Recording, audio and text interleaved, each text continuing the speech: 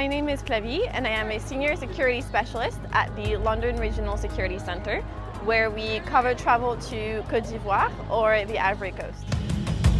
Paul Doucet here from International SOS in Kingston, Jamaica.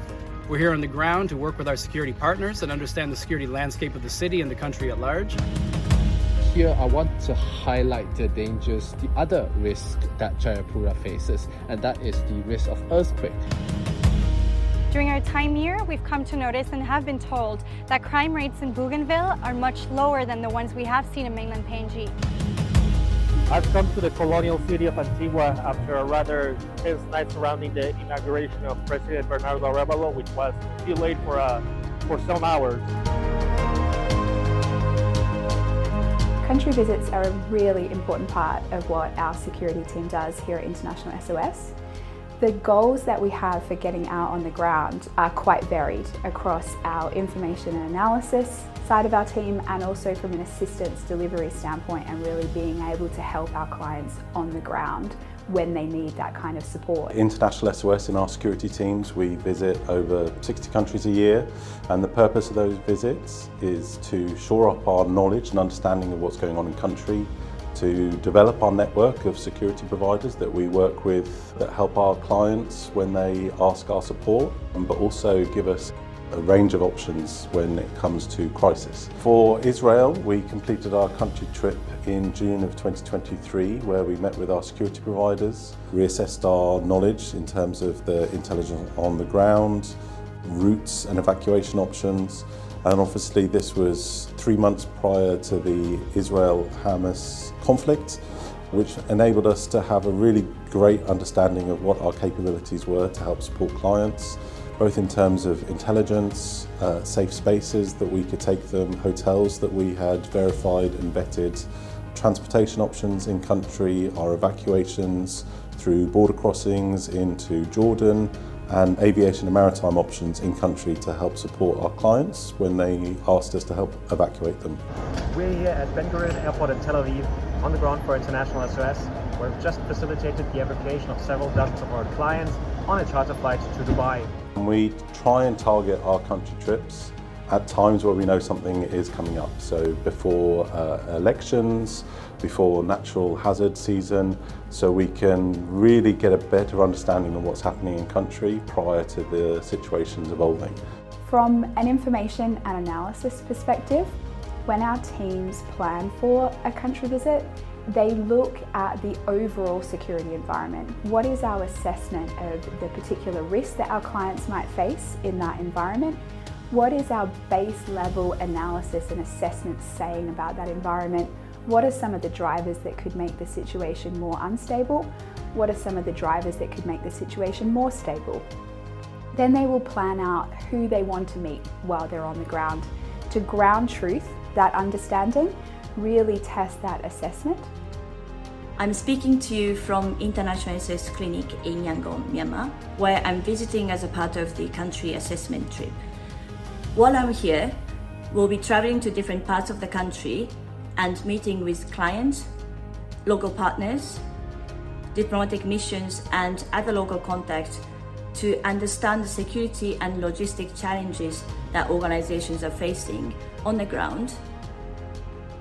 And we'll be also assessing the network of in-country security, logistics, medical and accommodation providers. One of the objectives of our country assessment trips is to develop an on-the-ground network, whether it's through our security partners or through stringers or information analysis assets on the ground.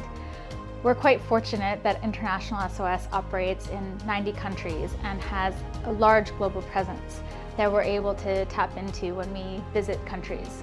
So this might be engaging with a local country office, it could be visiting one of our clinic sites, or meeting with International SOS staff that might be embedded on a client site or a client clinic. All of these are our eyes and ears. They help us with planning our itineraries.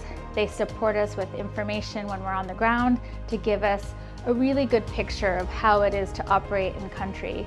And then when we return back to our assistance centers, we're able to tap into that network and get regular updates of the situation on the ground. I travelled to Chad in September 2023 as part of a routine country assessment trip, which informs a lot of the operational planning that we do in the London security team here. While I was there, I had the chance to meet with a variety of local contacts, diplomatic stakeholders, other people with an interest or with operations in the country. And the relationships built during that trip proved extremely fruitful in February 2024, when we were able to confirm rumours we had been hearing about the assassination of a leading political opposition figure in N'Djamena. This ultimately helped inform our reporting on the incident, which went out to clients with interests in operations in Chad. The ability to see that popping up when we're monitoring the situation, but then to be able to reach out to a credible source on the ground to verify exactly what they're seeing, what's happening, what should we be expecting. That's the next step beyond just being informed. That's the next step in being trusted, having verified information, and really knowing what we can do to support our clients should that situation evolve. I was in Côte d'Ivoire just ahead of the African Cup of Nations to assess the logistics and security situation ahead of the games.